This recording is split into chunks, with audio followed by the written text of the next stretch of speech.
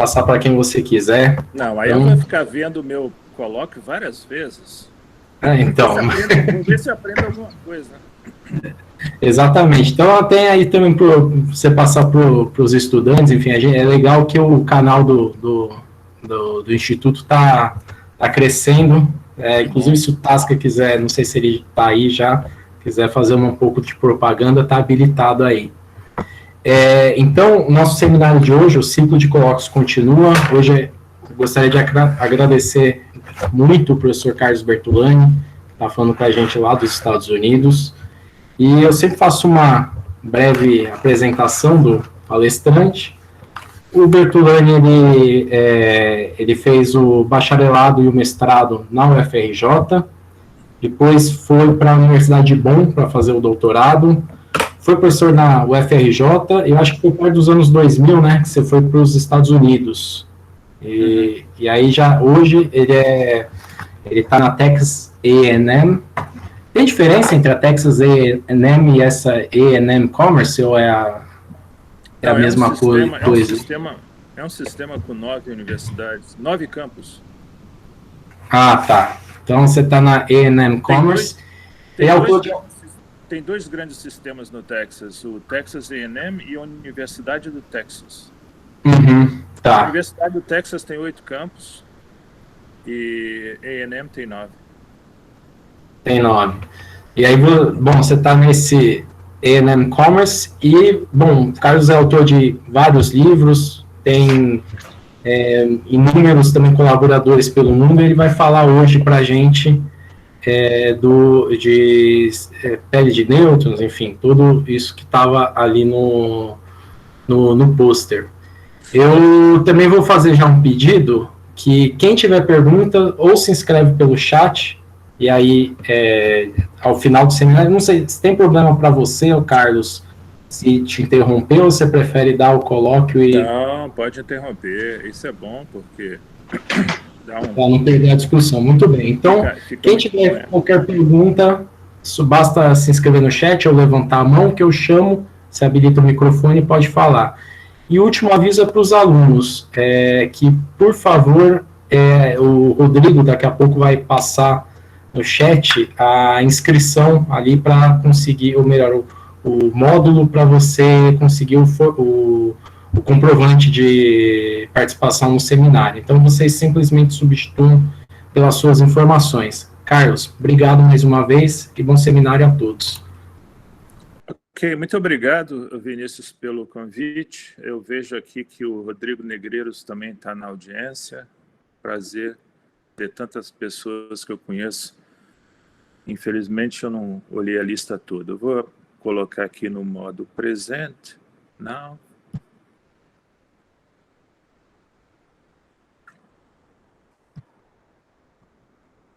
E aí vou colocar a tela inteira. O Rodrigo, o Vinícius, você está vendo aí? Sim, tá a tela inteira para a gente aqui. Perfeito. Então, vou começar aqui.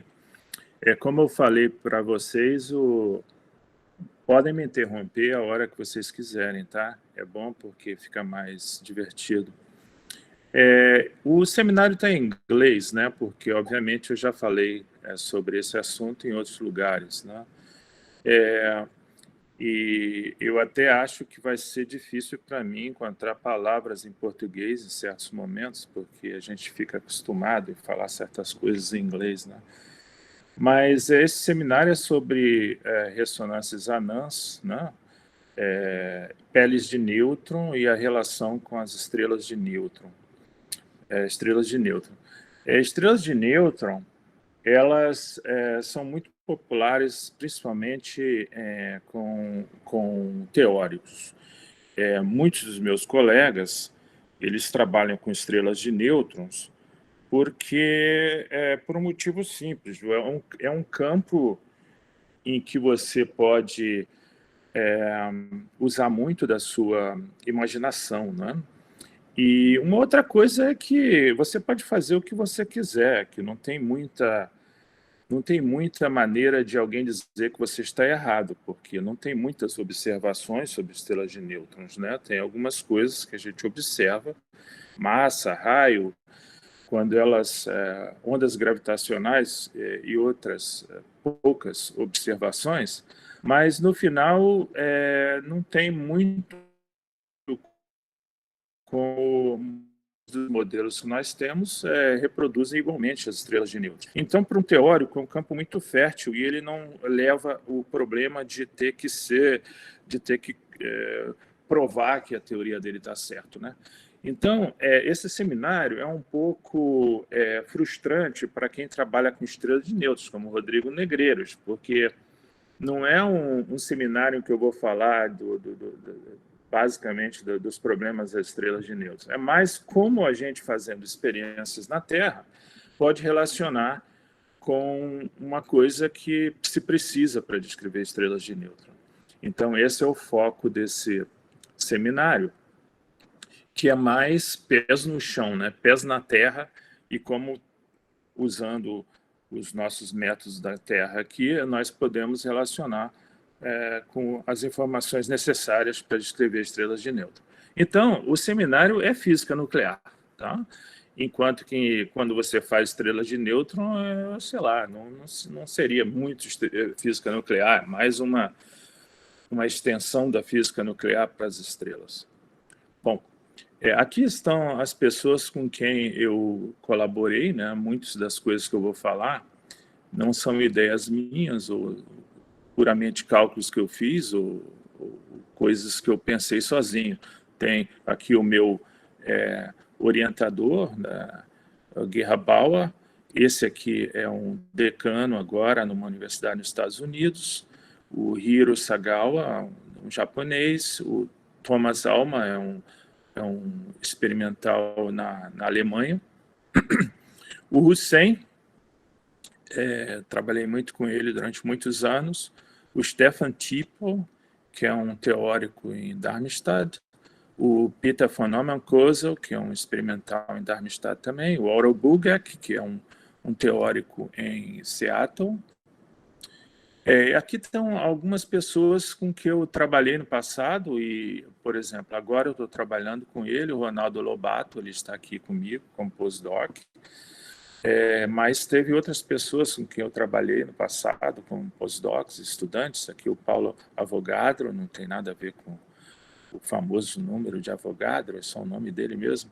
Esse aqui é interessante, que esse é o nome inteiro dele, é o Shub. Eu chamo ele de Shub, mas o nome dele inteiro é esse nome aqui, é Shub Shintak. Ele não tem sobrenome, primeiro nome e último nome.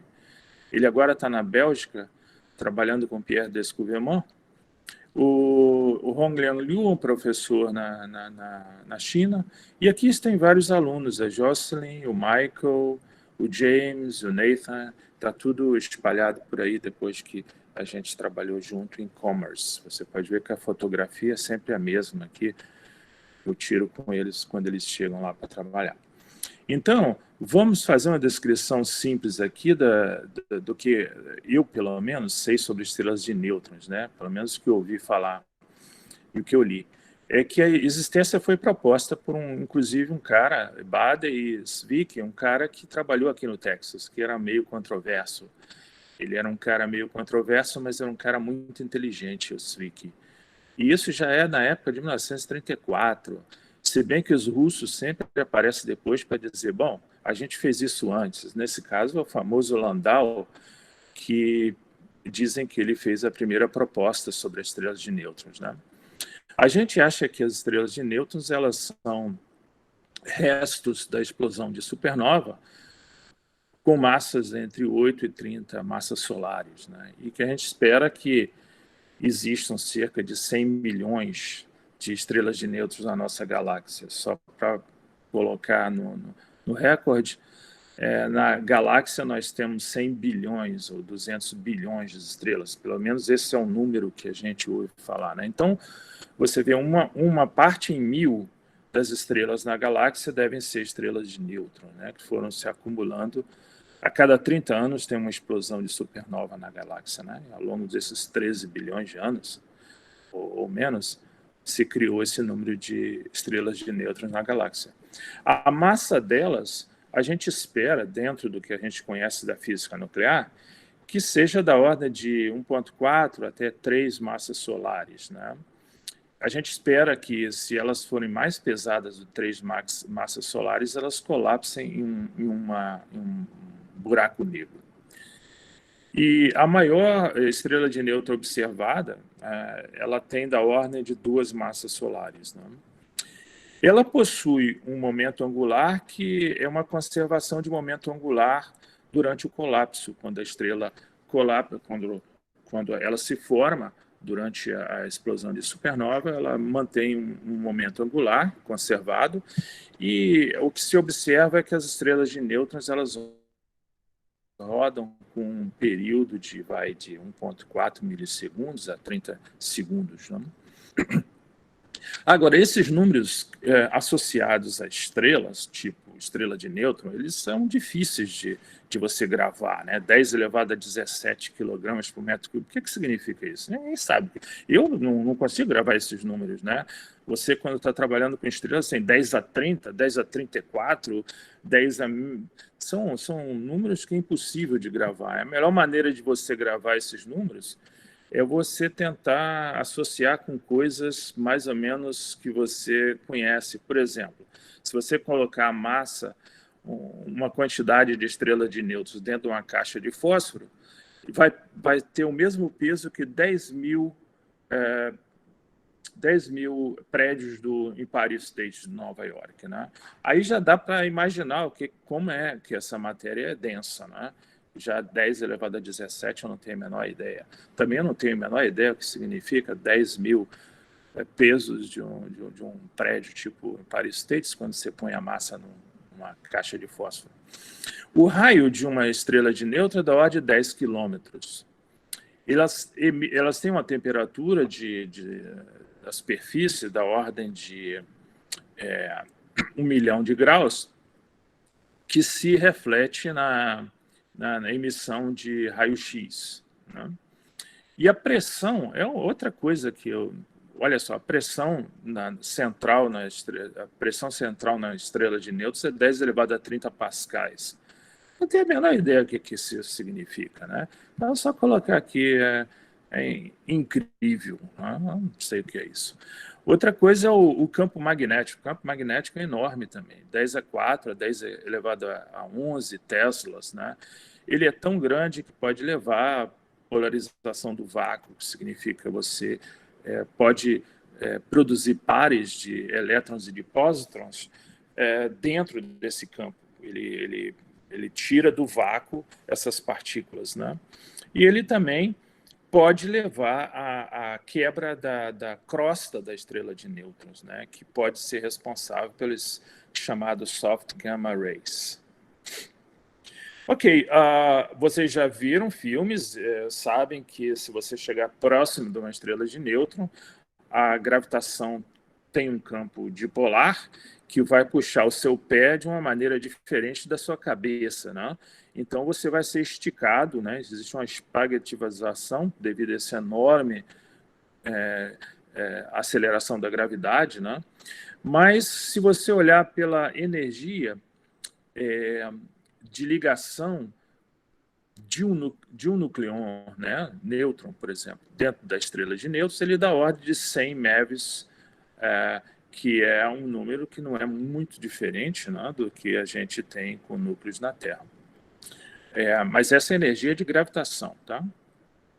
Ok, agora apareceu uma coisa aqui na minha tela e eu fui jogado fora. Vocês estão aí? Sim, a apresentação fechou aqui. Alguma coisa aconteceu aqui, o meu PowerPoint fechou. O meu PowerPoint fechou. Então, só um instantinho que eu vou procurar um outro recurso aqui. E o outro recurso é o PDF. PDF, você está vendo aí o PDF? Tá, estamos. Não está em tela inteira ainda, Carlos. Vou colocar na tela inteira aqui. Essas coisas de Microsoft, né? Microsoft é um erro. Ok. Então, como eu estava falando, uma das coisas que a gente observa é o raio e a massa de estrelas de nêutrons, e essa relação entre massa e raio, ela depende do que a gente chama de equação de estado, que é a pressão em função da densidade. Equação de estado que limita o tamanho da estrela de nêutrons, né? Porque a pressão gravitacional vai ser equilibrada por essa pressão devido à densidade de nucleons, né? E essas equações de estado, elas nos dizem que o raio da estrela de nêutrons deve ser da ordem de entre 10 e 15 quilômetros. A observação de estrela de nêutrons veio de observação de pulsares, né, que são quando a estrela de nêutrons ela gira, ela tem nos polos partículas que estão agarradas nos polos devido à concentração do campo magnético ali, como na Terra, e essas partículas emitem radiação, e quando a estrela de nêutrons está apontada na direção da Terra, você observa essa rotação aqui que ela tem, né? Isso foi observado pela Jocelyn Bell em 1967, ela era estudante de doutorado, e ela, o orientador dela ganhou o prêmio Nobel, o Ruiz. E ela não ganhou, né? É uma dessas coisas que a gente faz com as mulheres hoje em dia, né? Até vamos esperar que a gente trate melhor as mulheres no futuro. Né? Um comentário. Ela ganhou um título de dama. Dame. Mas eu acho que não é a mesma coisa que ganhar um prêmio Nobel, né, Kodama? Concordo. A primeira pergunta e a resposta foi concordo. Tá bom, então. Mais perguntas? Ok. Só comentário. Exatamente, eu estava começando o mestrado sobre a estrela de nêutrons, e nesse ano que essa notícia que ela descobriu, foi isso que realmente lembro ainda. Mas então, Kodama, aqui está o que a gente acha que é uma estrela de nêutrons, né? A estrutura dela. Ela tem uma crosta de aproximadamente 1 quilômetro, que é uma parte dura dela, que tem uma formação de núcleos e elétrons livres, e tem outras coisas ali, tipo núcleos pastas e coisas assim. Depois ela tem uma parte interna que a gente acha que é um superfluido de nucleons, né? E tem uma parte interna que ninguém realmente sabe que tem lá, se existe realmente uma transição de fase em que os nucleons, eles se quebram e liberam os quarks que estão dentro, e tem uma fase aqui de quarks dentro da estrela de nêutrons. Isso realmente não é uma coisa que a gente saiba bem, e a gente espera determinar isso com mais observações. Aqui está a Jocelyn Bell. Ela teve em Commerce em 2010. E a gente conversou muito. Esse aqui não parece, mas sou eu, né? Quando eu era mais jovem. E ela é uma pessoa... Alguém está com o microfone aberto. Eu acho que é o Arturo Samana, se ele puder... Isso. Levou o laptop para o banheiro, Arturo? Não pode. Ele foi embora, viu? Ele ficou chateado e foi embora. Mas então, ela teve em Commerce, e aí até a gente conversou sobre um livro que eu e o Picarevics, nós somos editores desse livro. Vocês podem ver a lista aqui de pessoas que contribuíram para esse livro, né? Pessoas que alguns deles você conhecem, por exemplo, o Raul trabalhou muito com Jorge Lopes, a Débora Menezes, várias pessoas que vocês conhecem, contribuíram para esse livro aqui que nós editamos, e ela fez um prefácio para o nosso livro, né? Ela tem um livro sobre a crosta em estrelas de nêutrons, né? Então, eu fui muito honrado em conhecer a Jocelyn, é uma pessoa muito agradável, muito legal mesmo. E ela é uma senhora já com uma certa idade, mas ela tem essa aparência aqui, ela parece muito mais jovem do que a idade dela, né? Pessoa muito legal. Bom, aí eu vou mudar agora para a física nuclear, porque como eu falei para vocês, Os teóricos em física de estrela de nêutrons, eles fazem uma porção de baboseira, né? Eles pegam lá as equações, mudam os parâmetros, aí produzem o Physical Review Letters, o Nature, faz uma grande sensação de... Mas, na realidade, esses trabalhos, eles acumulam. E, no final, vai sobrar 1 em 2 milhões de trabalhos desses que servem para alguma coisa, porque, na realidade, a gente não sabe se a estrela de nêutron é assim ou é assado. Então, aquilo tudo é imaginação de teóricos, né? Então, vamos colocar o pé no chão e vir para a Terra. E na Terra, o que a gente tem é um núcleo. Aqui está um núcleo aqui, tá? E o núcleo aqui, uma das coisas que as pessoas imaginaram muito tempo atrás é o seguinte: esses núcleos ricos em nêutrons que apareceram, experiências com eles apareceram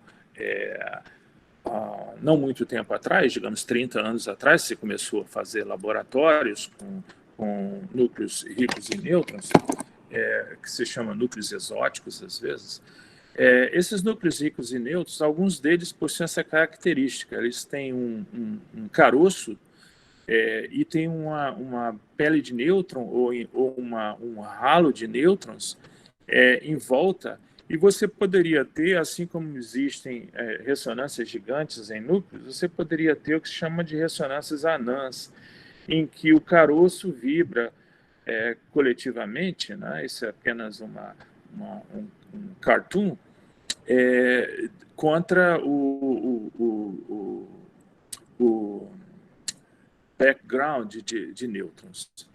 E a primeira observação desse tipo de fenômeno com núcleos ocorreu em 1961, com raios gama no laboratório.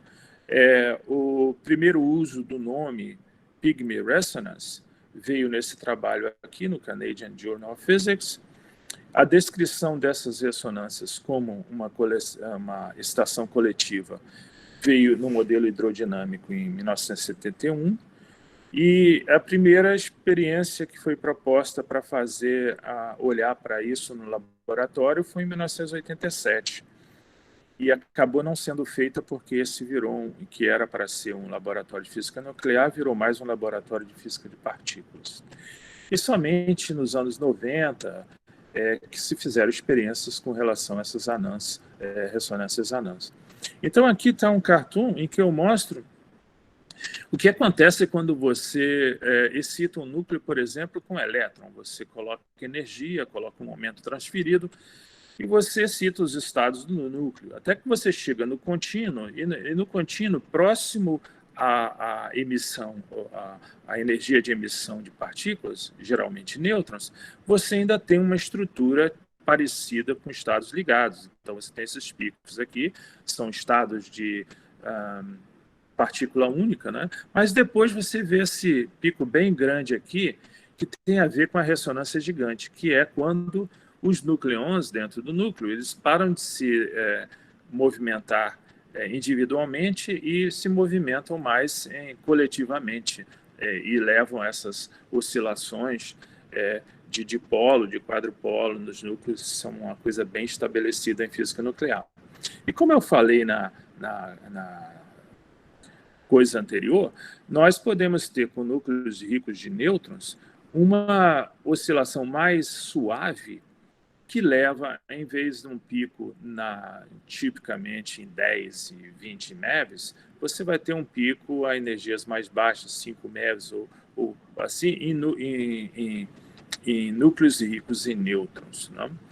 Então, você pode fazer esses modelos hidrodinâmicos. O Kodama trabalhou muito com isso, tem um famoso trabalho do Kodama com o pessoal de Berkeley, Myers, Swiatek, bons tempos, em que as pessoas faziam modelos hidrodinâmicos para o núcleo, tipo Goldhaber-Tella, Steinwedel-Jensen, e usava modelo hidrodinâmico para calcular a energia cinética, a energia de restauração da vibração, né, que tem a ver quando você separa os nêutrons dos prótons. Isso seria para oscilação de dipolo. Aí você faz obviamente você inclui certos parâmetros, faz um modelo, e o modelo descreve razoavelmente bem. tempos depois, obviamente, as pessoas usaram o mesmo modelo para tentar descrever o que se estava começando a se ver nessas experiências em laboratórios com núcleos exóticos dos anos 90. E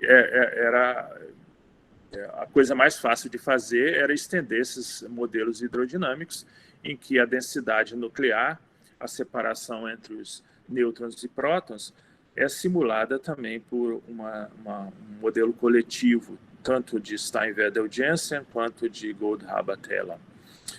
E os resultados, por exemplo, a energia para a largura dessas ressonâncias, em que vem de viscosidade nuclear, que são incluídas nesses cálculos, dão da ordem de 1 a 3 MeV a posição dessas ressonâncias para núcleos conhecidos, e a largura tipo 3 MeV, como, por exemplo, nesse trabalho aqui, em que eu usei esse mesmo modelo para descrever oscilações de dipolo em lítio-11, que foi um núcleo muito falado nos anos 90. Nos anos 90, o núcleo 11 era um núcleo que... O lítio-11 era um núcleo que era o núcleo da moda, nos anos 90, nos anos 2000. O impacto dessas ressonâncias anãs na nucleossíntese, né, que é uma das coisas mais importantes que a humanidade quer saber, como é que você pode descrever a abundância de certos elementos, tanto no sistema solar quanto no universo, no cosmos. Essa abundância de elementos que a gente sabe que é formado, por exemplo, muitos desses elementos pesados é formado durante a explosão de supernovas, né? E em processos que são conhecidos como processos R, rápidos, de captura de nêutrons com emissão de gama em núcleos pesados que depois, por decaimento beta, formam elementos mais pesados, até o urânio. Aqui está um cálculo de Stefan Gorielli, que ele mostrou que se você tem absorção de energia, é importante, obviamente, em todos os processos de física, e a absorção de energia com esses processos rápidos, R-process, incluindo ressonâncias gigantes e ressonâncias gigantes anãs, leva a resultados bem diferentes na abundância de elementos pesados, não? Então, você vê que até mesmo na produção de elementos, a ressonância anã ela vai ter uma implicação. Bom, como é que o pessoal começou a estudar essas coisas? Eles começaram a estudar por um processo em laboratório. O que você tem é um feixe e um alvo, né? Então, não existe muito o que o experimental pode criar. O experimental ele tem um feixe de núcleos e um alvo. É isso que a gente tem na Terra. Infelizmente, a gente não tem essa estrela de nêutrons que nós gostaríamos de testar, né? Desculpe, eu posso fazer pergunta? Alô? O que acontece em reações nucleares, espalhamento de elétrons, reações diretas... Oi, posso fazer pergunta? Pode. É o seguinte, você disse que incluindo a seção de choque, variação, resultado do processo R muda, afeta, né? Agora, se fosse processo R estático mesmo, eu tenho a impressão que não entrava uma seção de choque, mas era apenas uma equação de Sarra. Envolve dinâmica, então, né? É verdade. Que, aliás, você também propôs isso em alguns artigos há muito tempo atrás, né? Processos Sim. R... Processos também, R... 50 anos atrás, E depois abandonou, né? E foi para o Brasil trabalhar em outras coisas, né? Quer dizer, não é que abandonei. Tá bom, obrigado. Quer dizer, esse tem efeito dinâmico, né? Tá bom. Isso tem efeito dinâmico, Kodama, porque em equilíbrio, realmente, você só precisa das energias, né? Via equação de Sarra. Ok, obrigado. Tá certo? Tá bom. Então, aí, eu estava explicando aqui que uma das maneiras de você criar esse tipo de oscilações assim em núcleos ricos em nêutrons, é você fazer um processo simples, que é... Simples não, porque fazer uma experiência dessa custa $1 milhão, tá? É o que acontece quando você faz uma proposta de experimento num laboratório grande no exterior, tipo no GSI, ou no RIKEN, ou nos Estados Unidos aqui. É uma coisa de $1 milhão. Você tem que fazer detetores, pagar passagem de pessoas. O Juan Samora está aí. E ele pode me dizer se eu estou falando certo, né, Juan? Juan resolveu ficar calado. Tudo bem. Aí você tem que, nesse processo de excitação do núcleo... Posso te interromper? Como é? Posso fazer uma pergunta? Quem que está aí? Lubian. Lubian, faz a pergunta. Você está mostrando as pygmy resonance na região de baixas energias, em torno de 3 MeVs. Isso é verdade para núcleos leves, inclusive certo. núcleos leves que são excitados quando se aproximam de forma colombiana a outro núcleo. Por exemplo, se o momento de dipolo dele é excitado fortemente, você tem essa oscilação. Mas como você diferencia essa pygmy resonance quando você faz uma transferência de 2 nêutrons, ou um número determinado de nêutrons, que não necessariamente é um núcleo tão leve, e ela não vai ser nessa região de energias, e provavelmente vai ter o mesmo caráter que essa pygmy resonance. Normalmente, Lubian, eu estou fazendo um pouquinho... pessoas chamam de outro tipo, chamam de... Lubian, eu estou fazendo um pouquinho de história aqui, entendeu? Vai chegar lá. Okay. Oi? Você vai chegar lá, então? Lubian, o seu microfone está muito baixo, eu não consigo escutar. Eu consigo escutar o Kodama muito bem, por exemplo, mas não você. Lubian, o que eu estou fazendo aqui é um processo histórico. Foi assim que começou, foi assim que nós começamos a trabalhar, eu, Hussein e outras pessoas, a analisar, eram núcleos tipo lítio-11, berílio-11, hélio-8, eram núcleos que na época eram possíveis de ser produzidos e estudados no laboratório, né? E depois se foi fazendo experiências com núcleos mais pesados, e aí, em vez de existir um halo, existe uma pele de nêutrons que, como você diz, a energia da oscilação dessas ressonâncias é um pouco maior, né, tipo da ordem de 10 MeVs, por aí, entre 5 e 10 MeVs, e é outro aspecto. Eu estou falando aqui... Ok, desculpa. Fala aí. Oi? Que era isso mesmo que eu me estava referindo, porque você até agora só tinha falado dos 3 MeVs e tem ressonâncias do mesmo caráter em energias entre 10 e 20 MeVs. Isso aí é uma historiazinha que eu estou fazendo aqui com o tempo. Você pode ver, eu estou indo para 1993. Quando a gente começou a estudar isso, a gente observou que a função resposta, que é o sanduíche do operador, né, que leva à excitação coletiva, com as funções de onda iniciais e finais que levam a essa quebra e via o estado intermediário, que é essa oscilação de dipolo ou de outros multipolos. E o que se observou é que isso tem um pico que está relacionado, essa função resposta, tem um pico que está relacionado com a energia de ligação, né? Então, a gente estudou isso no passado, e aqui, por exemplo, com berílio-11, você vê dados experimentais, e aí começaram a surgir essas ideias. Será que isso é uma ressonância anã? E a gente se debateu durante muito tempo, porque, na realidade, a maneira de descrever isso com núcleos leves, não necessariamente você precisa passar por esse estado coletivo, é simplesmente um efeito de espaço de fase. E foi essa a ideia. Se você fizer modelos de 3 corpos, por exemplo, lítio-11 ou hélio-6, você observa, aqui são dados experimentais, e novamente você observa que a teoria baseada sem precisar de ressonâncias gigantes explica, e tem um pico aqui, né? Tem algumas diferenças nos cálculos devido a interações de estado final e tudo mais.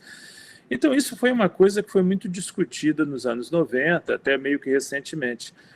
Por exemplo, foi até estudada via teoria efetiva de campos, né? Em que é uma coisa totalmente diferente de que usar a equação de Schrödinger. Você propõe uma lagrangiana que contém certos elementos da cromodinâmica quântica, né? Esses elementos são essas constantes aqui. Esses aqui são campos de nêutrons, campos de núcleos, né? Como se o caroço e os núcleos que fazem parte de valência no núcleo, eles fossem campos, não? Descritos por esses N's aqui. Então, essas constantes aqui, elas carregam a informação sobre os quarks e gluons dentro dos nucleons. É mais ou menos como uma série de Taylor, né? da lagrangiana maior, que seria a lagrangiana da cromodinâmica quântica. Se você pegar aquela lagrangiana e fizer uma expansão de Taylor, os termos de ordem mais baixas vão levar a uma lagrangiana efetiva dessa forma. Isso deu muito emprego para muita gente, né, nos últimos 20 anos. Pessoas que trabalharam em teoria efetiva de campos, virou uma moda, uma maneira de estudar física nuclear que não tem a ver com resolução da equação de Schrödinger para muitos corpos, mas usando uma teoria efetiva de campos. E, por exemplo, aqui, com o espalhamento de nêutron e de hélio, a gente consegue observar um pico que, na realidade, é uma ressonância que não tem nada a ver com esse estado coletivo que se imaginou como ressonância anã. Aqui, num cálculo também baseado em teoria efetiva de campos, em que aqui os dados experimentais, aqui são erros teóricos associados às constantes de baixas energias, essas constantes aqui, que a gente não conhece bem, e você vê que, novamente, você consegue descrever esse pico sem necessidade do modelo coletivo. E já em 1992, trabalhando com Andrew... Oi, Marlete. Desculpa te interromper. No slide anterior, o que seria essas oscilações entre 2 e 3 MeVs? Essas oscilações aqui? Sei lá, eu acho que isso aqui não é bem... isso aqui não é bem estabelecido experimentalmente, não. Eu acho que isso aqui pode ser flutuação de erro sistemático, erro estatístico, né? Não acredito que isso aqui tenha uma relevância. Ok. Desculpe, então, eu posso fazer mais uma coisa? Desculpe, Bertrand. Claro, vai lá. Você diz que assim pode descartar modelo coletivo e teoria efetiva que vale mais. Eu acho que não é bem assim, porque de qualquer jeito a coletividade e a modelo efetivo é uma espécie de granulação de grau de liberdade menores, né? Você trunca e coisas. Então, algumas coisas do modelo coletivo físico pode refletir e alguns aspectos pode estar dentro do modelo efetivo também.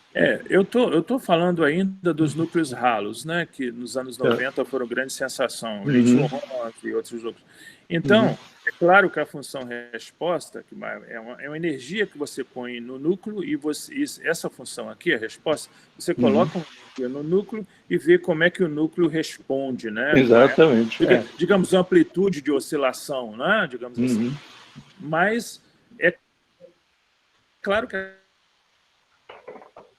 energia pequena, ela tem que ir para zero, com energia muito grande.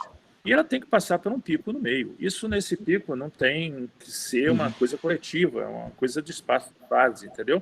Para esses núcleos leves. Eu vou chegar nos núcleos mais pesados, que aí realmente nós vamos discutir isso melhor. Aí, esses cálculos que a gente fazia naquela época demonstravam que realmente existia um pico a baixas energias associado ao fato desses núcleos serem fracamente ligados. Mas, novamente, e essa parte aqui, Kodama, era a parte que era associado com os núcleons mais presos dentro do lítio-11, né? Que é o normal. Você vê que isso aqui são cálculos teóricos para você ver que para descrever um núcleo, até um núcleo como o lítio-11, não é uma coisa fácil do ponto de vista teórico, né? Você obtém coisas que experimentalmente não devem fazer sentido, essa parte aqui, porque é uma ferramenta que nós usamos, a RPA, no contínuo, que para núcleos leves não deve ser muito bom, não deve ser muito justificado. Mas a gente observava essa resposta aqui, que tem mais a ver com o fato de que esse núcleo é fracamente ligado. Depois a gente fez o Kodama. O Hussein era uma pessoa bastante... ele gostava de fazer coisas novas, né? Então, lá por 91, a gente envolveu várias pessoas, o Teruya, lá do Nordeste, o Krewald de Jülich, o Hélio Dias. A gente andou estudando isso com estações não apenas de núcleons, mas também de clusters, de aglomerações dentro do nêutrons, dentro do núcleo. A gente observou novamente que havia um pico, né? Mas era mais largo esse pico. E aqui realmente a gente poderia tentar associar isso com uma ressonância de Pigman. Bom, aí quando você vai para núcleos mais pesados, você muda a ferramenta, você não trata mais com 2 corpos ou 3 corpos. Aí é uma teoria de muitos corpos, você não tem como fazer muito melhor do que isso aqui. Tem 2 modelos que nós usamos para física nuclear, para tratamento de muitas coisas nos núcleos mais pesados, que é não relativístico e relativístico, que é o Hartree-Fock, né? Então, o Hartree-Fock, o David Brink, ele morreu anteontem, né? O David Brink, ele foi o precursor disso aqui, né? Porque se fala muito de Skirmy, mas o trabalho do David Brink com acho que é Vimot, né? Quem era? Lá de Orsay, eles é que fizeram com que o Hartree-Fock, que hoje em dia a gente coloca o nome mais bonito, Density Functional Model, que viabilizou o tratamento do Hartree-Fock, em que você pega a interação núcleon-núcleon e supõe que é uma soma de interações bem curtas que pode ser associada com funções delta e que contém aspectos de longa distância, como se diz, simuladas por certas dependências de momento. E também tem partes associadas com a modificação da densidade, dos spins.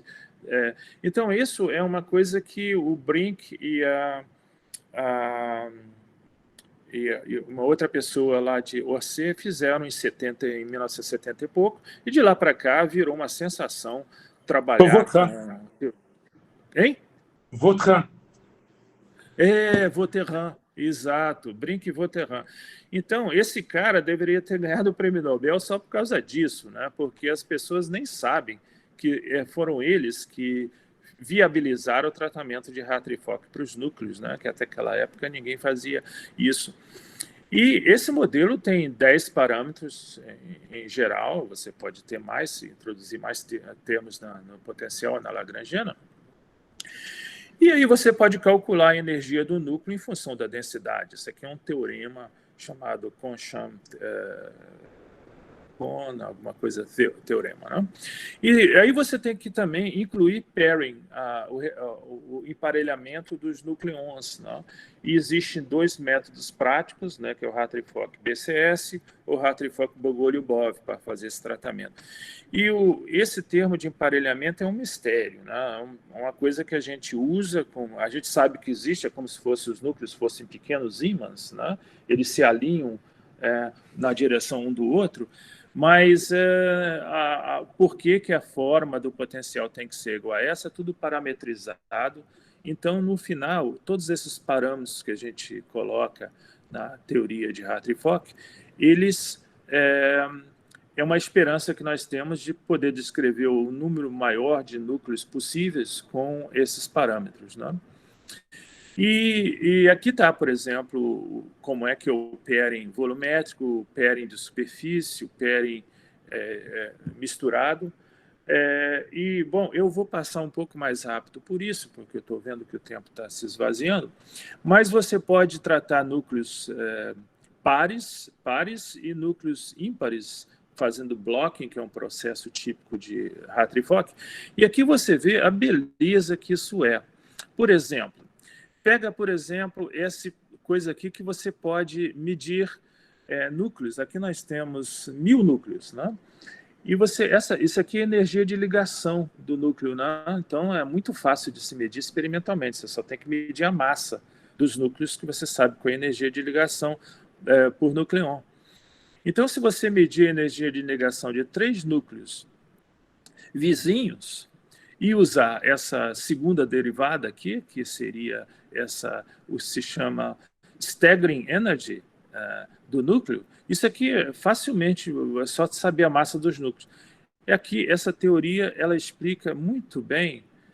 Você vê, isso aqui é esse ponto experimental, e isso aqui são cálculos de Hartree-Fock BCS. E aqui está a energia de ligação mesma, comparada com os dados teóricos. Então, a energia, o método de Hartree-Fock, ou teoria relativística, né, que também é usada, são bem efetivos, bem bons para descrever propriedades grossas do núcleo, tipo massa e energia total do núcleo, né?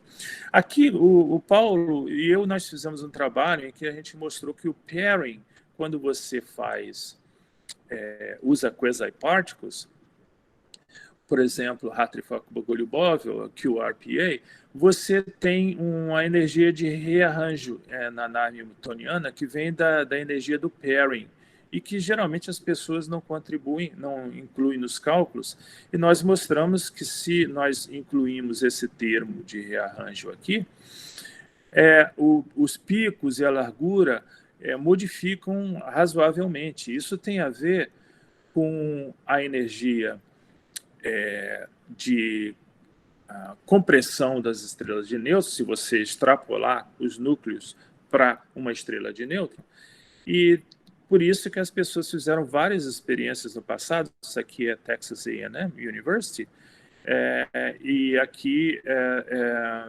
laboratório no Japão, né? Isso aqui são resultados com várias interações de skills diferentes e que mostram que esse termo de rearranjo ele produz uma diferença no pico. E aqui está um cálculo que nós fizemos com o Hiro Sagawa, tentando descrever o maior número possível de núcleos, a diferença entre essas energias de ligações. Eu não vou entrar em detalhes, mas isso só para mostrar que isso foi feito não apenas por nós, por outras pessoas também. Aqui o raio dos núcleos, né, comparado com esses cálculos, com núcleos fora da linha de estabilidade, ricos em nêutrons, não é fácil de escrever, mas você vê que mais ou menos a gente consegue fazer isso. Agora eu vou para a estrela de nêutrons. Como é que a gente relaciona tudo isso que eu falei até agora, de teoria de poucos corpos, como lítio 11, hélio, e para núcleos pesados, tipo ferro ou urânio? Como é que a gente transfere essas informações para o que se precisa entender sobre a estrela de nêutrons? Para você fazer a relação massa-raio de estrela de nêutrons, que é mostrada nessa figura aqui, você não tem que fazer muita coisa não, tem que resolver essa equação aqui, que você pega um Ruji-Kutazinho e resolve essas duas equações acopladas, que são chamadas equações de Thoma, Oppenheimer, Volkoff. Essa é uma equação de equilíbrio, em que a pressão interna, devido à resistência aos núcleos serem comprimidos, ela é equilibrada pela gravitação. Se você fizer para o Sol, somente esse termo aqui vai aparecer.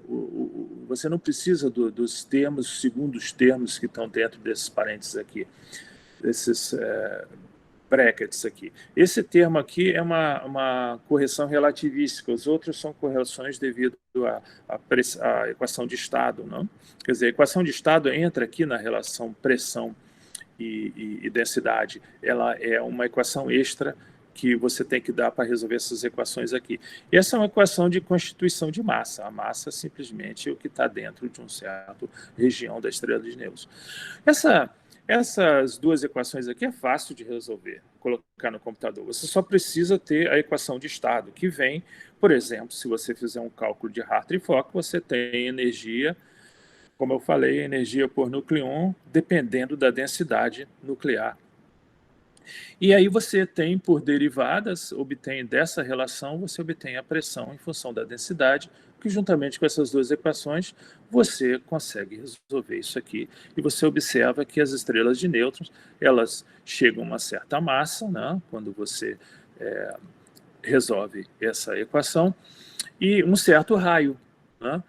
E a faixa aqui, digamos que na época que eu fiz essa continha aqui, era a faixa de incerteza da massa da estrela de nêutrons. Então, certas equações de estados são boas, que elas estão dentro dessa faixa aqui, da massa e do raio, e certas equações de estado não são, porque elas não dão esse valor massa-raio com uma observação. Então, uma coisa que surgiu mais recentemente é que isso aqui é uma série de Taylor, né? Você está expandindo a energia por nucleon em função da densidade em torno da densidade de saturação, 0,17 Fermis núcleos por Fermi cúbico, típico de um núcleo, no centro de um núcleo pesado. E aqui está a energia de compressibilidade, não? Mas aí você pode, que é o primeiro termo dessa série aqui de Taylor, né? Esse aqui é o primeiro termo, esse aqui é o segundo termo, você pode ter termos de ordem superior.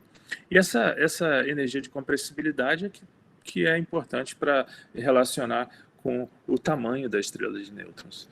Mas você pode usar também uma matéria que não seja somente igualmente prótons e nêutrons. Você pode ter uma diferença entre prótons e nêutrons.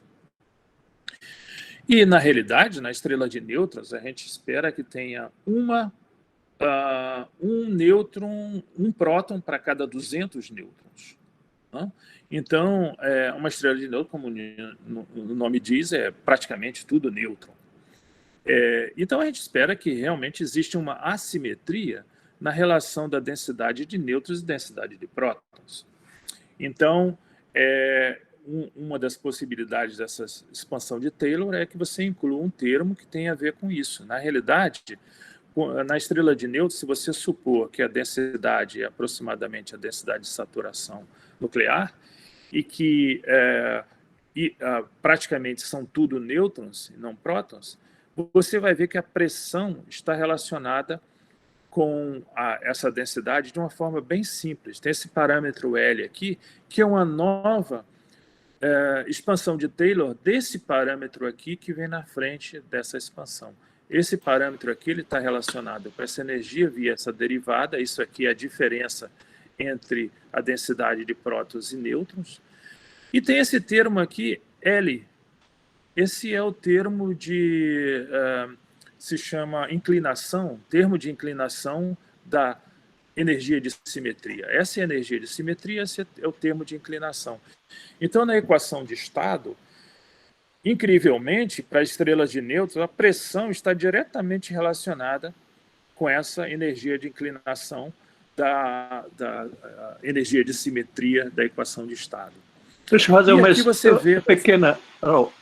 posso pedir um esclarecimento? Esse ρ0 que você faz expansão, no caso da estrela de Newton, no caso do Newton eu entendo, né? Na Newton, a estrela de Newton é difícil, né? A densidade varia, né? Centro da Terra. Ela varia, mas você está fazendo... Aí você vai para os termos de ordem superior. Você tem uma... eu não tenho essa curva. Eu vou mostrar essa curva logo depois. Tá bom.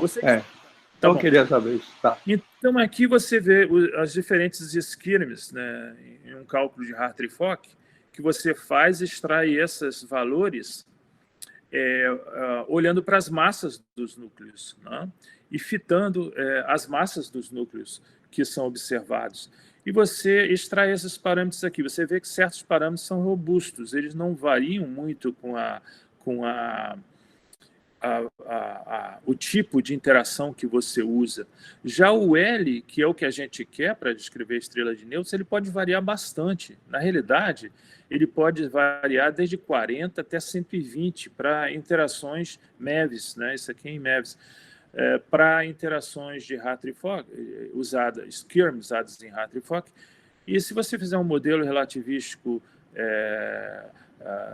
a la Hartree-Fock, você vai encontrar o mesmo problema, que esse L aqui não é muito bem determinado pelas observações que a gente tem aqui na Terra, que são as massas dos núcleos e outras excitações coletivas, né? Esse K infinito aqui, essa compressibilidade, ele tem a ver com essa informação aqui que é obtida de dados experimentais, né?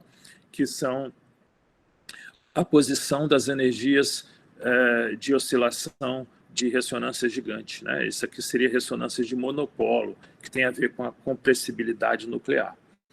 Então, você observa que nós temos um problema, que é esse L aqui. Qual o valor desse L que entra na energia de simetria? Isso tem tido bastante foco atualmente na física nuclear. Como determinar, já que esses outros parâmetros estão basicamente bem determinados. Então, isso aqui é o que a gente espera. Aqui é a energia de ligação por nucleon, a matéria nuclear. E aqui nós temos, na matéria nuclear simétrica, nós temos esse ponto aqui que está associado com a densidade de saturação, né? Quando a densidade é igual a esse ρ0, 0,16, 0,17 nucleons por Fermi cúbico, é quando a matéria nuclear se ajusta e ela gosta de ficar por ali. Então, é a energia menos 16 MeV, é típica de um núcleo pesado, né? Energia de ligação, de separação dos nucleons. E a gente espera que, saindo dali, exista realmente uma coisa que pode ser fitada como uma parábola. Mesmo que você saia para 2 ou 3, se você fitar aqui com uma parábola aqui, você consegue descrever bem essa curva aqui. E aqui é a parte da parábola. E essa parte está bem descrita experimentalmente, bem obtida. O problema é que em estrela de nêutrons você não tem essa curva, porque como você tem a energia de simetria, que é esse valor aqui, 30 MeVs, né? Energia de simetria da ordem de 30 MeVs, né? Que é esse primeiro termo J aqui, você muda a curva totalmente. Você, nas estrelas de nêutrons, você espera que a matéria nuclear assimétrica, essa seja a forma da energia de ligação em função da densidade nuclear. E as estrelas de nêutrons estão por aqui, e é isso que nós queremos determinar. Então, outro problema que nós temos é que mesmo para núcleos existentes na Terra, com a matéria nuclear simétrica, você tem problemas, porque nós fitamos as massas nucleares, as posições das energias de ressonância gigantes coletivas, nessa região aqui. Mas quando a gente extrapola os parâmetros para as regiões de densidades diferentes da densidade de saturação, a gente obtém todas essas curvas aqui. Então, é um outro problema, né? Que é, quando você está próximo mesmo se os núcleos fossem as estrelas de nêutrons fossem simétricas, né, em número de prótons e de nêutrons, você, quando vai para longe da densidade de saturação, as diferentes skirms que entram dentro do cálculo da energia em função da densidade, eles variam bastante. Então, é um problema que vem-se há muito tempo, né? Esse problema, você vê que já em 95 as pessoas já tinham visto isso, e até hoje não é bem resolvido. Então, tem muita coisa para se fazer do ponto de vista teórico para tentar restringir, né, dentro de uma faixa razoável, esse problema da equação de estado da matéria nuclear. Aqui tem outros cálculos, aqui, incluindo cálculos mais modernos, com interações nucleares obtidas de lagrangianas efetivas, E aqui, nesse trabalho aqui, eles fazem um estudo da incerteza que nós temos devido a todas essas teorias que nós usamos para explicar núcleos e depois tentar extrapolar até a estrela de nêutrons.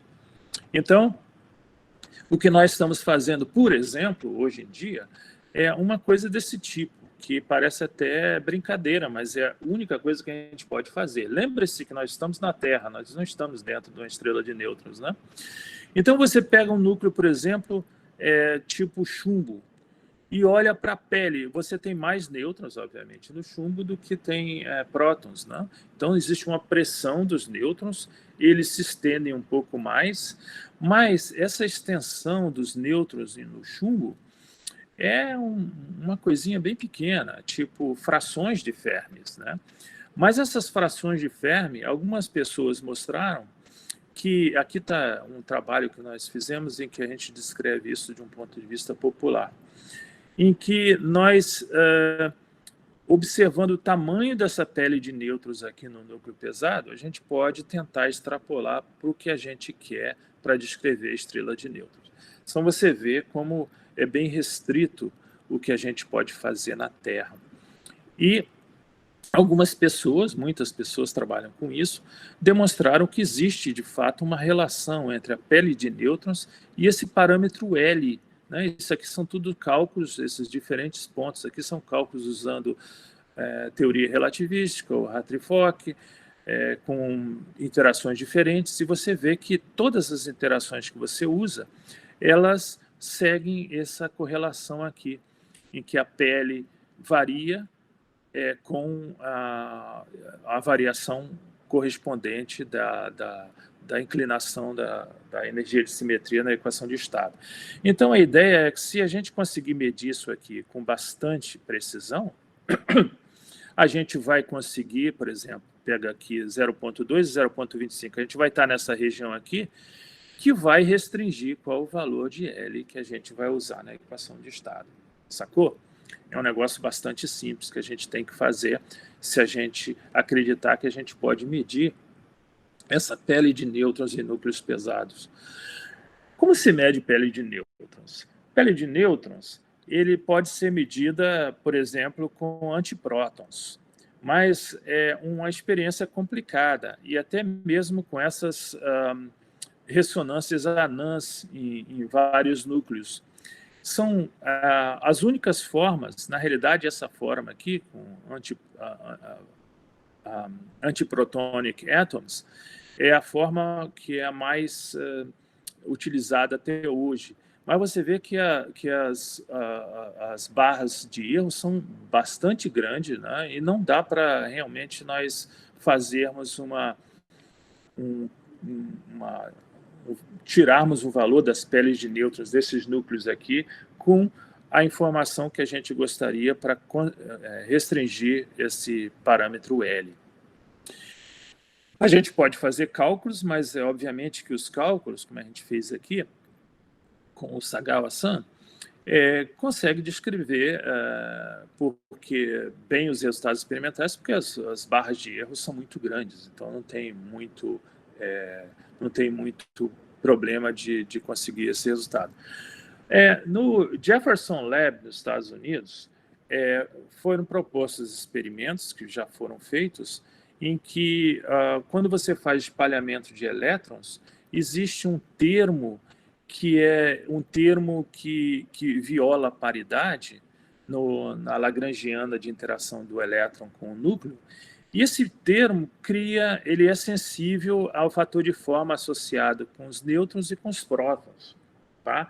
Então, se você medir essa assimetria aqui de prótons com spin-up e prótons com spin-down, spin para cima e spin para baixo, fazer essa experiência aqui que requer certos detetores complicados, mas é possível de ser feito, você é sensível à distribuição de nêutrons e de prótons, e você pode conseguir ter uma informação sobre a pele de nêutrons. E aqui está a relação entre essa medida e a pele de nêutrons aqui. Então, o que foi medido, por exemplo, está aqui, e você restringe o valor da pele de nêutrons entre esses valores aqui, e com isso você restringe também aquele parâmetro L, né? Então essa é a ideia, foi investido muito dinheiro nisso aí, continua hoje.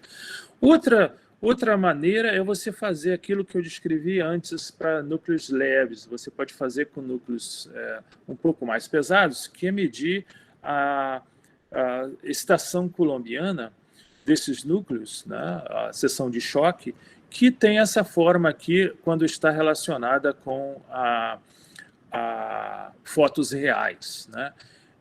Essa seção de choque está relacionada com a seção de choque de fotos reais com o inverso da energia ao quadrado. Então, com fotos reais, você obteria isso aqui, né? E com excitação coulombiana, por causa desse fator 1/E ao quadrado, você obtém um aumento do pico da ressonância anã. Por sinal, essa integral aqui é chamada de polarização de dipolo, né, que é bem conhecida dos físicos atômicos. E essa quantidade aqui, a polarizabilidade de dipolo, é que é medida, né, quando você mede essa seção de choque no laboratório. E está relacionado com a função resposta que a gente discutiu antes. Isso aqui, por exemplo, você pode encontrar uma boa explicação disso no trabalho do Jorge, nesse trabalho aqui. E quando você vai para a experiência, você realmente observa aqui um pico a baixas energias, com vários núcleos, não? Que é a energia de... Bom, aí existe uma relação entre essa energia, essa polarizabilidade, com a pele de nêutron novamente. Existe uma correlação que, por exemplo, pessoas estudaram, né? Aqui está, por exemplo, um trabalho experimental, um trabalho teórico, baseado em teoria efetiva de campos, em que, mais ou menos, para o chumbo, extrai essa pele de nêutron aqui, que você pode associar com o L que nós queremos, né? Eu tenho pouco tempo, já estou falando há bastante tempo aqui, eu vou passar um pouco mais rápido, só para fazer um sumário do que tudo isso levou até hoje. O que levou até hoje é que nós estamos estudando essa quantidade, a polarizabilidade nuclear com elétrons e com campo coulombiano nuclear, estamos aos poucos restringindo o valor dessa quantidade aqui para chegar à pele de nêutron. E para você ver, a gente sai da pele de nêutron e chega na estrela de nêutrons, né? É a única maneira como nós temos de realmente associar experiência de laboratórios com observações astronômicas. Teve várias coisas que a gente testou, outras coisas que a gente andou estudando. O meu colega Aurel Bulgack, de Seattle, ele tem o melhor código do mundo de o que eu descreveria em uma forma mais simples, teoria dependente do tempo de Hartree-Fock, que é bastante complicado quando você inclui pairing, né, que é um Hartree-Fock-Bogoliubov, Time Dependent Hartree-Fock-Bogoliubov, que, aliás, é até um pouco mais sofisticado, que ele dá até um nome um pouco diferente do que o Time Dependent Hartree-Fock-Bogoliubov. E fazendo esses cálculos, e a resposta por exemplo, para a excitação coulombiana entre esses dois núcleos aqui, você realmente observa, do ponto de vista teórico, a existência de uma ressonância pygmy. Isso é uma coisa puramente teórica, que no futuro talvez possa ser feita com mais precisão para explicar dados experimentais. Isso aqui são cálculos que levam horas e horas em supercomputadores, né? Porque é bastante complicado, né? São muitas equações acopladas. Bom, a gente também propôs, com o Tom Alma, na Alemanha, medir a pele de nêutron de uma outra forma, com fragmentação nuclear. E nós mostramos que a pele de nêutron é sensível a diferentes interações. Aqui a interação do Stefan Tippel em uma teoria relativística, e com isso nós poderíamos, inclusive essa experiência está aprovada, vai ser feita esse ano, reduzir a incerteza que nós temos da pele de nêutrons e relacioná-los com esse parâmetro L que a gente precisa da energia de simetria. Nós fizemos vários estudos, aqui um estudo com um estudante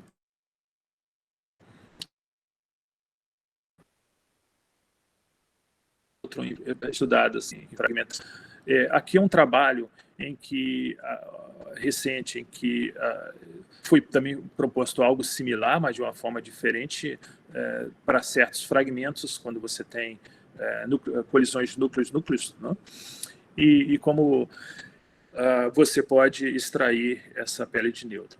Eu estou fazendo um sumário rápido aqui, porque eu quero terminar, eu estou falando há muito tempo. Uma outra coisa que nós fizemos foi estudar esse efeito aqui, que tem a ver com Peter, não, como é que era o nome dele? Era o Maris, no Rio Grande do Sul. Né? Nós tínhamos 2 pessoas no Rio Grande do Sul que já morreram, já faleceram. O Jacob, Jacob e o Maris, eu esqueci o primeiro nome dele, que eram 2 professores da Universidade Federal do Rio Grande do Sul, que propuseram um efeito que até hoje é bem conhecido, tem a ver com espalhamento de prótons com spin-up, espalhamento de prótons com spin-down. Por exemplo, eles levam a simetria, porque a interação de spin-órbita, quando a Theodor Maris, né? Como é que era o nome dele? Theodor Maris, né? Theodor Maris, exatamente. As 2 pessoas, elas eram muito conhecidas internacionalmente porque elas eram os maiores expertos, né? Os maiores conhecedores desse assunto no mundo. E eles propuseram esse efeito aqui que tem a ver com espalhamento de próton, por exemplo. A função de onda de um próton com spin-up, ela pode passar por uma parte do núcleo, do alvo, em que o termo de spin-órbita ele é diferente da parte da função de onda que passa por aqui. Como as funções de onda, com essas 2 partes, elas vão interferir, isso leva a um efeito que tem a ver também com o trajeto que o próton tem quando ele retira um outro próton desse lado ou desse lado do núcleo. São reações que a gente chama de P2P. Um próton retira um outro próton do núcleo. Isso tem a ver com o fato de que a interação nuclear, na média, essa interação de spin-órbita é 0, na média, mas não é exatamente 0, porque a interação nucleon-nucleon ela é diferente no singlet e no triplet. Então, quando tem mais colisões, você vai ter o efeito diferente. Eu não tenho tempo de explicar isso com mais tempo, mas isso leva àquela quantidade que pode ser medida, espalhamento com spin-up, espalhamento com spin-down, um efeito muito bonito. Você vê aqui que isso aqui é para um próton removido da camada P1,5 e um próton removido da camada P3,5. Isso aqui é ingenuidade nuclear, né? É uma coisa de gênio, né? Você tentar extrair com tão pouca informação, que é uma coisa muito, muito importante de se repetir. A vida de um físico experimental nuclear, ela é muito complicada, porque, como eu falei, você tem o feixe, tem o alvo, não tem muita coisa para você fazer. Enquanto que um teórico trabalhando em estrela de nêutron, ele inclui um terminho a mais na lagrangiana e faz um TRL, um Nature, uma coisa assim, né? Fantástico, né? O experimental não tem muita coisa, então ele tem que bolar alguma coisa, tentar imaginar alguma coisa que leve informações que podem ser úteis, por exemplo, para estrelas de nêutrons. Então, isso aqui foi uma criação desses 2 físicos, é conhecido como o efeito de polarização de Maris. A gente deveria ser orgulhoso de ter uma pessoa no Brasil que criou um campo, né?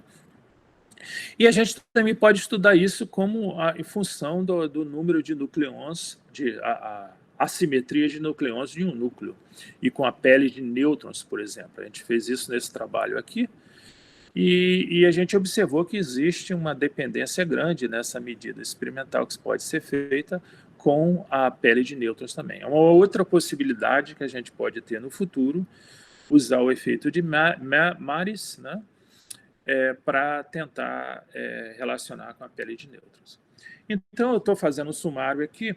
Eu fiz, como eu expliquei para o Lubian no início, um trajeto histórico que tem a ver com peles, halos, oscilações coletivas anãs nos núcleos e tentar relacionar com o que se precisa para explicar a estrela de nêutrons. Então, a vida é dura, né? A vida nossa aqui na Terra, para tentar extrapolar o que a gente sabe para o universo, é dura. A gente está aqui com um núcleo, tem uma pelezinha aqui de uma fração de vermes em um núcleo pesado como chumbo, e a gente tenta tirar essa informação aqui e ir para 10 elevado a 57 nêutrons numa estrela de nêutrons, tentar explicar a relação entre raio e massa de estrela de nêutrons com uma equação de estado que contenha essa assimetria nuclear. E do ponto de vista experimental e teórico também, porque você tem que fazer teorias de poucos corpos e de muitos corpos para explicar como você relaciona halos com pigme, peles de nêutrons com pigme, polarização de dipolo, por exemplo, que é obtido em estação colombiana, reações de fragmentação, que tem a ver com a remoção total de nêutrons em núcleos. Uma coisa que eu não falei aqui é que uma das coisas que a gente faz em física nuclear, em particular em laboratórios nacionais, tipo no Brasil não tem, mas que tem Los Alamos, Livermore, tem a ver com bomba nuclear, tem a ver com reatores nucleares, não? Essas reações de fissão, elas passam por estados complicados, que são estudados estatisticamente, com a teoria de Hauser-Feshbach, que é muito suja, né? A gente não consegue fazer nada melhor do que isso, mas a teoria de Hauser-Feshbach é uma teoria sujíssima, tem a ver com estatística e uma quantidade enorme de parâmetros. Uma das coisas que a gente tenta fazer aqui é mostrar essas reações de fragmentação, é que se você mede a seção de choque total de remoção de todos de nêutrons, né? Não é só núcleos, mas remoção de nêutrons dos núcleos, você não precisa da teoria de Hauser-Feshbach para explicar, para comparar com os dados experimentais. Eu não tenho tempo de explicar isso, mas essa é a ideia. Então, a gente precisa de mais ideias, porque nós precisamos relacionar os dados experimentais de laboratório com o que se precisa para descrever estrelas de nêutrons, e nós temos ainda um caminho longo para fazer isso. Então, tem muita coisa para as pessoas mais jovens poderem trabalhar nessa área. Acabei. Obrigado, Carlos. Aí eu vou agora liberar para perguntas, e eu vejo que o primeiro foi o Takeshi Kodama. Então, Takeshi, por favor, pode habilitar o microfone. Eu de novo. Tudo bem? Eu estou aqui. É o seguinte, fala aí. Quando você fala skin de Newton, junto com a estrela de Newton, né, tem coisa que estava faltando. No caso do núcleo, skin de Newton possivelmente intimamente ligado com tensão-superfície também, ou seja, a energia de simetria, assimetria na parte de surface energy também, né? Sim, vai. Tem duas coisas. Agora, no caso de estrela de Newton, é realmente da matéria e não tem efeito da superfície. Então, realmente tem que ter alguma maneira de separar as duas coisas. E no caso de Newton, realmente quem mantém a estrela muito assimétrica era a presença de elétron, né? Para princípio de incerteza no final das contas. Uhum. Então, tem um pouquinho, eu acho que ainda falta do energia, quer dizer, valor de laboratório, que talvez tem que distinguir esse tipo de coisas. Porque eu estou com problema de dificuldade de incluir efeito de superfície no cálculo de hidrodinâmica, na colisão nuclear. E tem muita gente que também pensa que a teoria de campo relativístico, campo média, né? Teoria de campo média, ética relativística, eles pensam que é covariante, mas não é covariante. Não é, é verdade. Não é. Então, não se aplica para colisões. Não existe, isso é uma coisa que as pessoas não sabem, né? Não existe nenhuma teoria, até mesmo clássica, covariante para muitos corpos. Não, então, o campo médio já por si já é uma coisa, não é covariante. Exatamente. Então, essas duas coisas que... Tem muita coisa para fazer, né? Então, é muita coisa que as pessoas jovens podem se preparar para o futuro. Tem muita coisa em aberto em física nuclear e a relação dela com as estrelas de nêutrons. Né? Tá bom. Tá. Muito obrigado, foi bom, hein? Muito obrigado, Codama. Pô, bom te ver demais. Agora tem Arturo e tem o Juan também? O Juan antes. O Juan foi o... Por favor, Juan, pode ir. Opa, bem, Carlos, tudo bem? Tudo bem, rapaz. Bom te ver, bom te escutar. É bacana o seminário, eu gostei bastante, é muito interessante. A minha pergunta está relacionada mais, tipo, aquelas efeitos de pele de nêutrons skin. Você está estudado, a maioria dos casos são chumbo, núcleos pesados, chumbo, estanho, que tem um excesso de nêutrons bastante grande. Certo. Mas o ano passado saiu uma publicação do pessoal da TU Darmstadt, onde eles fazem estudos com crômio e vem assistência de pigment dipole com só um excesso de 4 nêutrons. E eles basicamente falam que o efeito de pigment dipole resonance no real não é um excesso de nêutrons, não está relacionado com excesso de nêutrons, é mais um efeito de shell structure, né? Qual a sua opinião pessoal ao respeito desse... Oi? Tá picoteando, mas... Tá picoteando, cortou? O Juan, qual o núcleo que você falou? Crômio 54. Eles fizeram um estudo de crômio 54, crômio... crômio 48... Não, existe realmente esse problema que é uma coisa deprimente, né? A gente, na física nuclear, nós tentamos imaginar como alguma coisa que a gente faz para descrever teoricamente o núcleo pode ser usado, quando comparado com dados experimentais, para entender outras coisas, entre elas, por exemplo, uma estrela de nêutrons.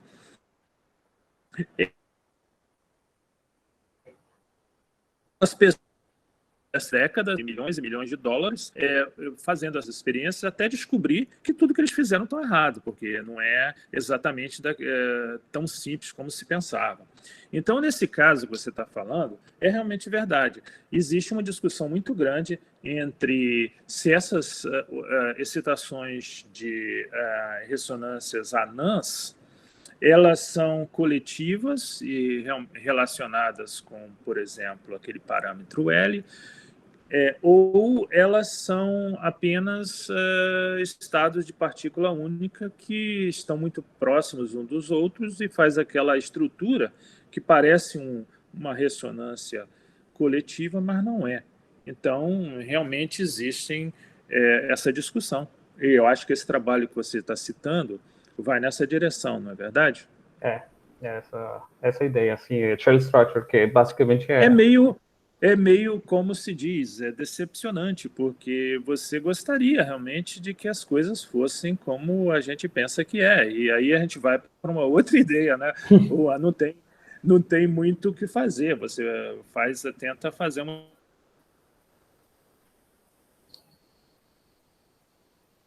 para fazer uma outra coisa baseada numa outra ideia, e vai aí, não dá certo, vai para outro laboratório e tenta fazer uma outra coisa.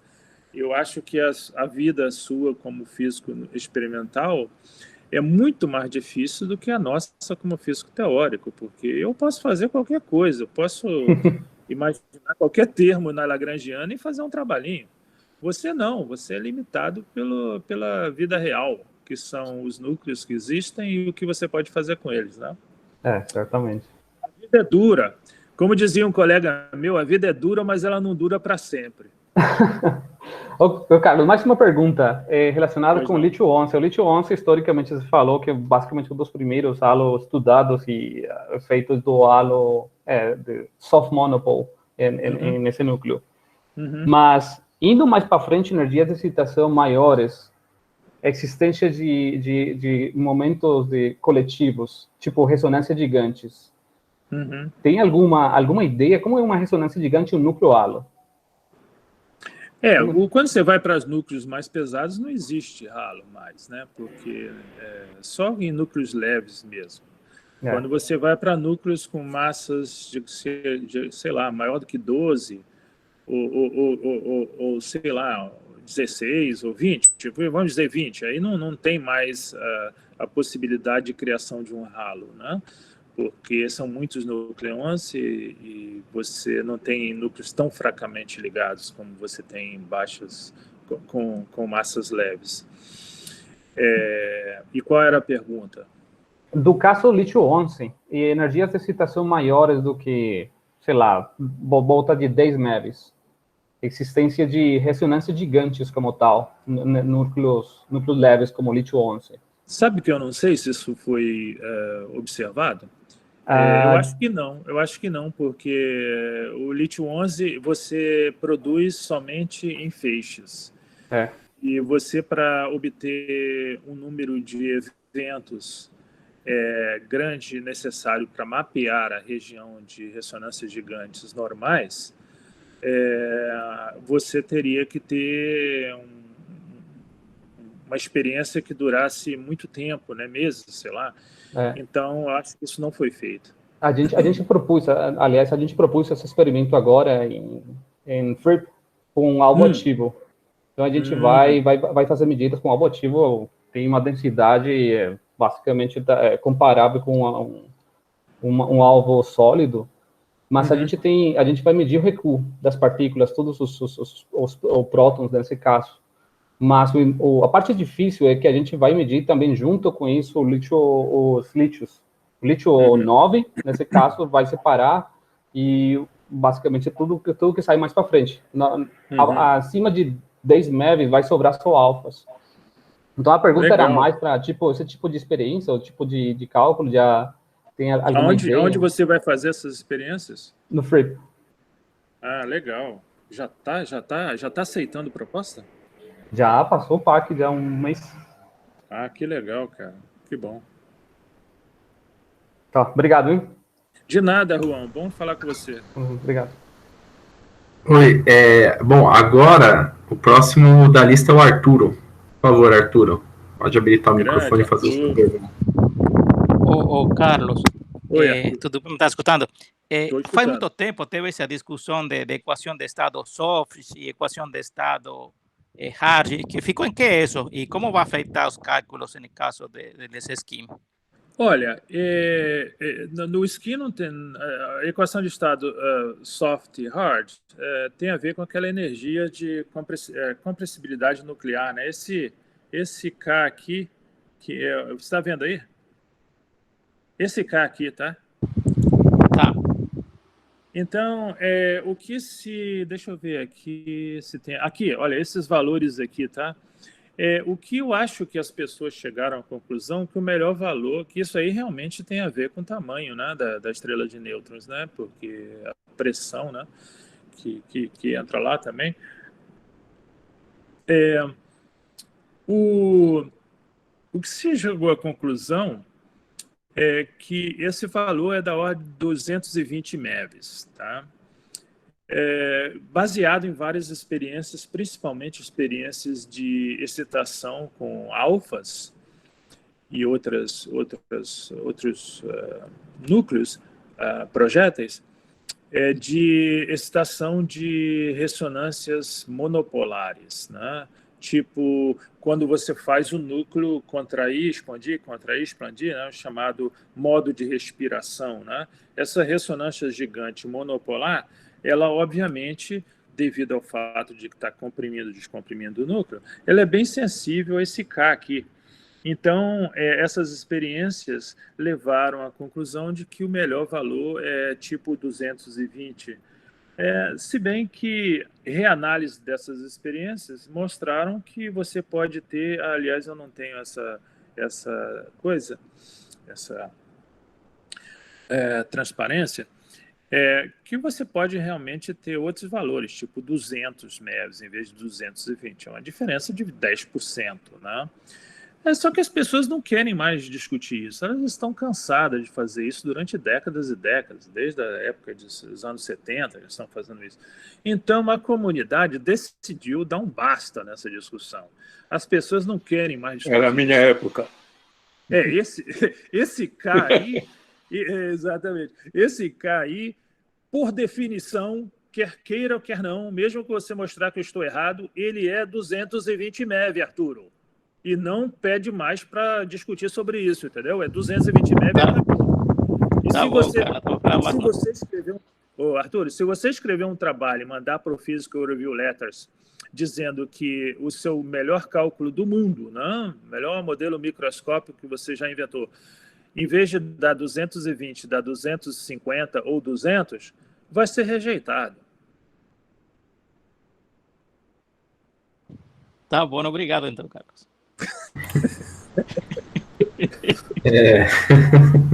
Seguindo o baile, temos agora o Roberto Linares. Por favor, Bob. Ô, Roberto. Opa, valeu. Bem, rapaz. E aí, Carlos, tudo bem? Como é que você tá? Tudo bem. Mais ou menos. Bom, espero melhoras aí com a vacina. Não, vai lá. Bom, eu achei interessante o gráfico que você mostrou, né, relacionando essa espessura de nêutron com esses valores de L, diferentes modelos calculados, se você puder voltar um pouquinho. Aqui, e assim, uma visão bem ingênua da minha parte, me dá a impressão assim, que por mais que sejam modelos diferentes, eles têm algum ingrediente em comum. E eu fiquei pensando aqui durante a sua apresentação, né, que em modelos hidrodinâmicos, eu não sei se tem a ver, você sempre assume que o fluido nuclear ele é um fluido irrotacional, né? E aí tem um modelo, acho que mais recentemente alguns grupos começaram a revisitar um pouco isso, e um deles é o Nesterenko, até o Juan que está aqui, ele já ouviu falar dele. Claro. Incluindo ou modelos que o fluido nuclear ele tem vórtices. Isso modificaria alguma coisa nesse gráfico? Assim, ou, em outras palavras, essa visão de um fluido rotacional ou irrotacional, ele deve ser revista? Ô, Roberto, esses cálculos aqui são todos microscópicos, não são modelos hidrodinâmicos. Não, assim...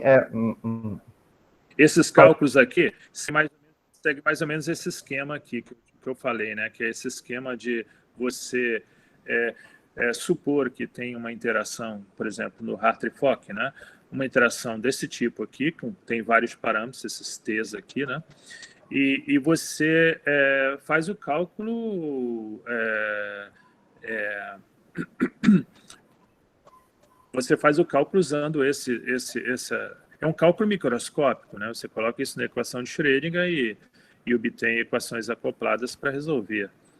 E é diferente do modelo hidrodinâmico, que é baseado em parâmetros que têm a ver com compressibilidade também, mas é diferente. Aqui o que você obtém é a energia em função da densidade nuclear, né? Que é esse sanduíche aqui. Você resolve para a função de onda, tá? Você resolve para a função de onda e depois coloca a interação, soma para todos os nucleons aqui dentro, e isso aqui, depois que você resolve para a função de onda, você calcula essa energia em função da densidade. E se você tem energia em função dessa densidade, você tem a pressão que você precisa, né? Então, esses cálculos que está mostrando aqui, Roberto, eles não são hidrodinâmicos, né? Eu falei da hidrodinâmica porque é a maneira mais simples de se entender as coisas. Sim, sim. Né? Mas esses aqui são diferentes, Hartree-Fock, e também teorias relativísticas, né?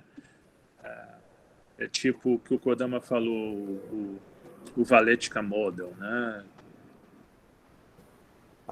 Mas, assim, dentro cada um desses pontos, assim, interação entre os nucleões distintas também, né? Não é que tem algum ponto em comum entre eles, né? Porque, de novo, como eu falei, né? Olhando aqui, parece que são vários modelos, mas algo em comum entre eles para reproduzir essa correlação muito bonita, né, entre esses dois parâmetros. Alguns são cálculos não relativísticos, outros são cálculos relativísticos. E outra coisa, cada interação dessa reproduz certas propriedades nucleares, tipo massas ou energias de ressonância gigantes, até mesmo aspectos de partícula única, né, de excitações de certos estados em núcleos, estados de vários tipos, coletivos ou não, cada interação dessa, elas reproduzem parte dos dados experimentais e outra parte não, né? Então, não tem nenhuma teoria que consiga descrever todas as propriedades nucleares com precisão, né? Infelizmente, esse é o ponto que nós estamos. Então, a gente está tentando ver quais são as melhores dessas teorias para, no final, conseguir aquela energia em função da densidade, para, no final, que aquilo é a equação de estado, para, no final, dar para os teóricos de estrelas de nêutrons usarem nos cálculos deles, que, obviamente, tem mais outras informações, não apenas a equação de estado, né? Mas é uma coisa que, enquanto a gente não resolver, não dá para escrever, não dá para confiar nos teóricos, né? Você sabe que os teóricos, eles erram bastante também, né? Sim. Bom, obrigado, Carlos. Um abraço. Bom, agora eu estou vendo aqui o Takeshi. Se tem mais alguma pergunta, Takeshi? Eu de novo, desculpa. Oi, cada um. Só uma pergunta, que você falou do processo R, e realmente eu estou um pouco assim, só olhando superficialmente, mas aquele cálculo dinâmico que você disse, de qualquer jeito, dados são de abundância do sistema solar, se me engano. Se você eu não sei se aquilo são dados, não. Aquilo, deixa eu ver se são dados. Deixa eu ver. Aqui, né? Aquele lá de... aqueles são... Solar System, está escrito aí. Solar System é sim. Eu não sei o que é do meio ali, de embaixo ali. Não sei o que... Eu esqueci, eu deveria saber. Eu esqueci o que é esses outros pontos de baixo e de cima, né? O de cima é a abundância do sistema solar. Eu acho que a soma dessas duas curvas deveria dar a curva de cima, não é isso? Deve ser. Não me parece, não. Não? Não me parece, lado esquerda, outra ponta. Não me parece, não, né? Porque o problema é o seguinte, quando a gente trabalhava quase 50 anos atrás, realmente não sabia que esse resultado do sistema solar era originado de uma explosão de supernova ou até algumas supernovas misturadas. Quer dizer, a gente não sabe, né? E eu não sei se...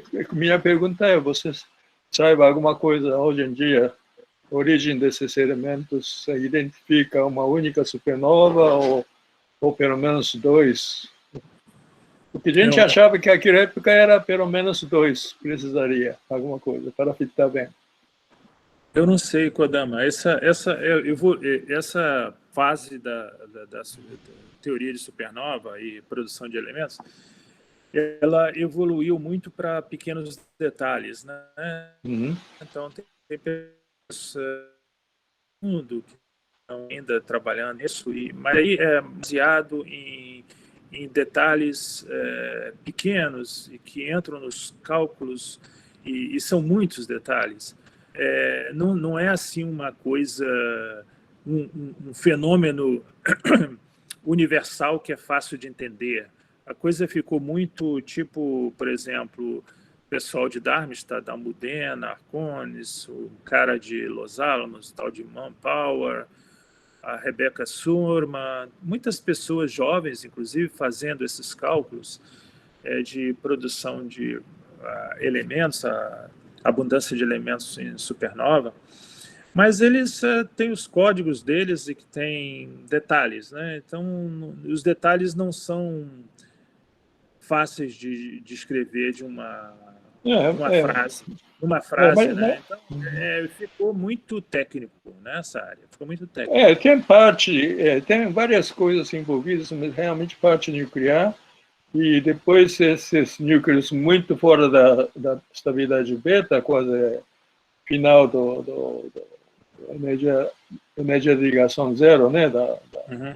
E vai caindo o decaimento beta e vai chegar, né, estável. Né? No meio acontece um monte de coisas também, né? Porque decaimento beta, fissões, descragem. Na sua época, o cálculo típico era você supor que existia um meio, né, com uma certa densidade e temperatura, né? E você, naquele meio com densidade e temperatura, você rodava o seu de reaction networks, né, que vai produzir os elementos. Não, variação temporal também a gente fez uma vez, sim.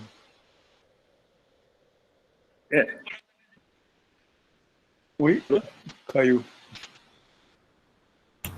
Ixi, eu acho que ele caiu. Não, estou aqui. Voltou. Fala aí, Codão. Não, também a dependência simulando a explosão e acompanhando dependência temporal, também a gente fez, né? Mas efeito de não equilíbrio realmente não fez. Esse equilíbrio local, em cada tempo, sempre fazia, né? Mas de qualquer jeito. Esse rapaz, o Gorielli, ele trabalha. Eu nem sei como é que ele produz tantos trabalhos assim, né? Ele faz de tudo, né? Então, eu acredito que ele deve ter incluído esses efeitos dinâmicos nesse trabalho aí. Mas isso quer dizer que cada vez você incluir isso, vai aumentar mais parâmetros para fitar. Também tem isso. Mas eu acho que a única ideia que ele queria passar aqui é que se você incluir energia dessas ressonâncias anãs, você muda bastante esse já é interessante, assim. Tá bom. Ok. Tá certo. Aí a última pergunta que eu vejo é uma pergunta do chat, Carlos, vindo da Arinca, perguntando como que a espessura da pele nos modelos microscópicos varia com A ou com N? A Arinca fez essa pergunta? Foi. Que legal. É muito prazer receber uma pergunta da Arinca. Como a energia, o centroide da energia varia com A e com N? É a pergunta? Na verdade, ela fala como a espessura da pele varia através dos modelos microscópicos com A ou com N que você utiliza. Eu tenho aqui um cálculo que eu fiz com a minha estudante, né, baseado nessas teorias de Hartree Fock. Aqui eu tenho um cálculo em que eu mostro aqui. Deixa eu ver aqui. Aqui a pele, tá? Aqui tá. Esses aqui são estanho, né? São a estanho. Você vê que, obviamente, é o esperado, né? Isso aqui, cada ponto desse aqui são cálculos de Hartree Fock, tá? Para você aumentando o número de nêutrons no estanho, né? E cada cor aqui são Hartree Focks diferentes, né? E eu acho que a gente usou 23 skirms, eu me lembro desse número porque a gente falou tanto em 23, e aqui não está em todos os 23, porque senão ficava muito denso, mas tem 23 diferentes interações, mas todas elas mostram que é óbvio, né, que a pele vai aumentando.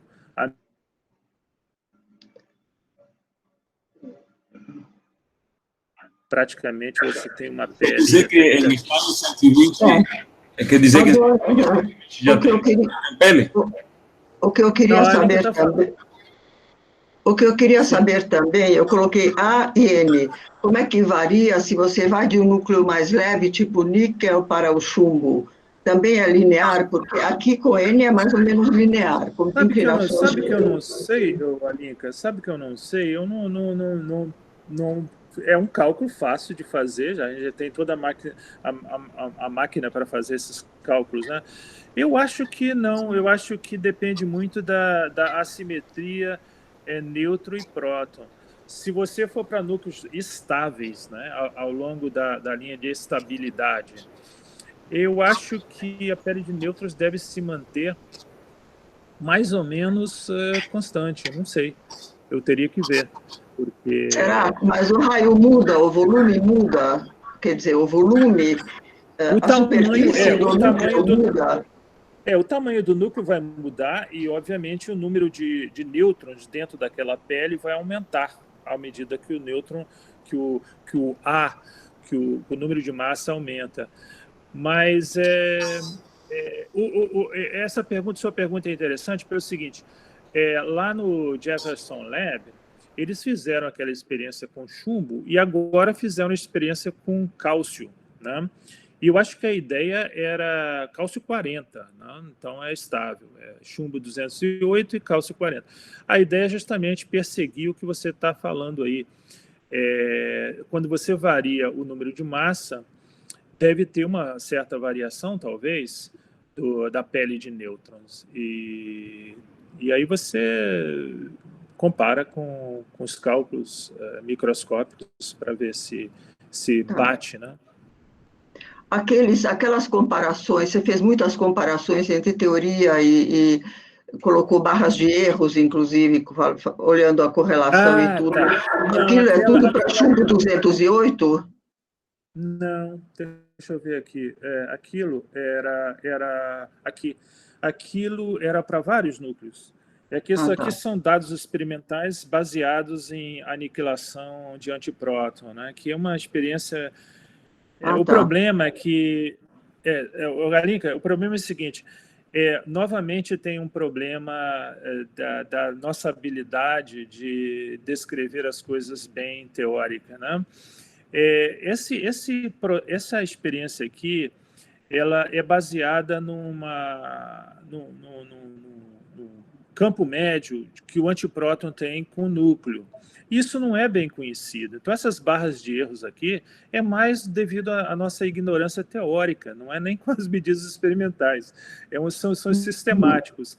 Então, você vê que as barras de erros são tão grandes que com qualquer ratrifoque aqui eu consigo... Não dá para tirar desses dados experimentais uma definição de qual a melhor interação, entendeu? Você vê aqui também... eu passo por meio desses dados experimentais, aqui estanho, e aqui são vários núcleos, né? Eu passo por dentro desses dados experimentais com praticamente qualquer interação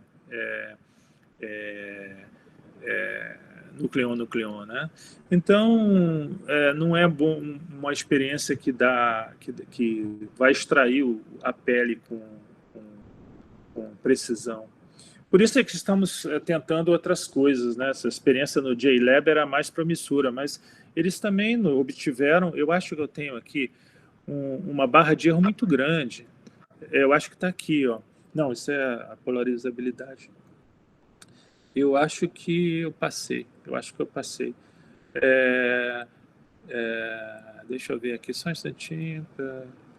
Desculpa tomar o tempo de vocês aí. Eu acho que eu não vou encontrar, hein? Eu não sei onde que eu pus aquela figura. Eu não sei onde que eu pus a figura, Alinka.